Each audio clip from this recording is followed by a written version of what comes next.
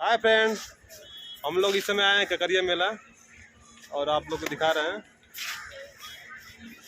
ककरिया का पूरा व्यू। और अभी ये बैकग्राउंड है जो कि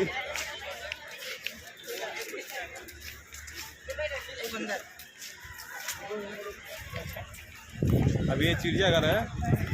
इधर अभी भाई जा रहा है टिकट लेने, उसके बाद अभी आप लोग को दिखाएंगे उधर भी। और उसके बाद नागिनवाड़ी का वो तलावड़ी है, इसको भी आप लोग को दिखाएंगे।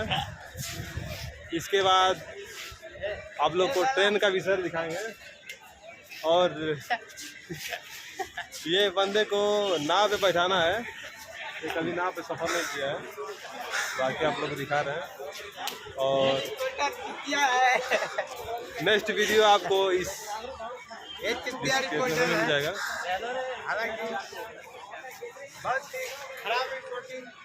और वो चूतिए जो बैठे हैं दारू पी के, उन लोग को थोड़ा ध्यान दीजिएगा, ठीक है?